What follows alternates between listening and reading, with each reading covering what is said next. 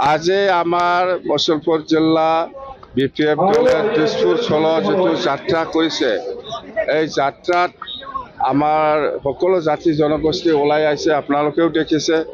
আৰু আমাৰ মূল মন্ত্ৰটো হ'ল অঞ্চলত আমাৰ শান্তি লাগে, অঞ্চলত আমি একতাটো বিচাৰোঁ, অঞ্চলত আমি উন্নয়নটো বিচাৰোঁ। এইবিলাক গোটেই উদ্দেশ্য লৈ পেলাই আমি দিছপুৰ চলো যাত্ৰা আমি কৰি আছোঁ। আজি মুছলপুৰ, যোৱাকালি আমাৰ বিজনী আছিল, আজি এতিয়া ফাৰ্ষ্ট মুছলপুৰ, ইয়াৰ পিছত আৰু চালবাৰী হ'ব, অহাকালি আকৌ তামোলপুৰ হ'ব, ওদালগুৰি হ'ব, ইয়াৰ পিছত ভেৰগাঁও হ'ব। এনেকুৱা মুঠতে আমি দিছপুৰ চলো যাত্ৰা কৰাৰ মেইন উদ্দেশ্যটো হ'ল আমাক BTCত উন্নয়ন লাগে, আমাক BTCত শান্তি লাগে, আমি BTCত সকলো জাতি জনগোষ্ঠী মিলি পেলাই একতা হৈ থাকিব বিচাৰে। এইবিলাক উদ্দেশ্য লৈ পেলাই আমি দিছপুৰ চলো যাত্ৰা কৰি আছোঁ।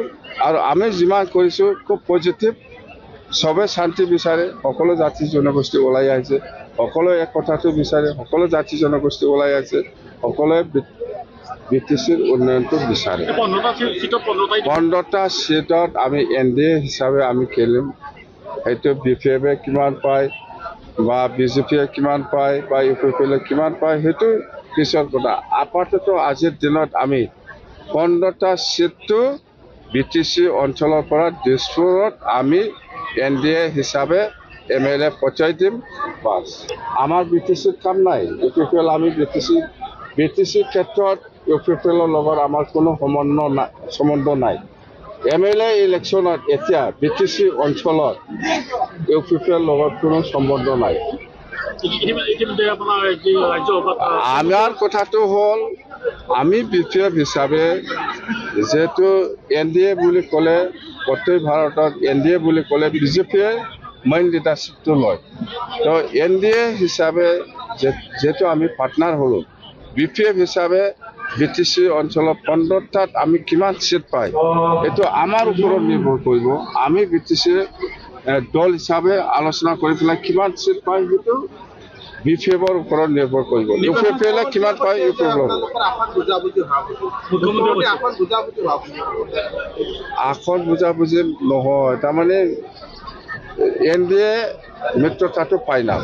অসমৰ মুখ্যমন্ত্ৰী ডক্টৰ হিমন্ত বিশ্ব শৰ্মা ডাঙৰীয়াই আজি যোৱাকালি কি কৈছে, মিত্ৰতা ফাইনাল। এইটোহে আসন বুজাবুজি ফাইনাল, সেইটোতো কোৱা নাই। BPF মুক্তা, BJP মুক্তা, এইটোতো কোৱা নাই। এইটো কৈছে জানো? কোৱা নাইতো।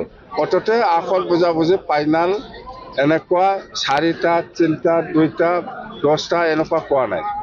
অততে BJP বা NDA BPF দলে সোমাইছে, সেইটো বুজাবুজিটো ফাইনাল। প্ৰমোদ বড়োটো কি, সি হ'বহে লাগে।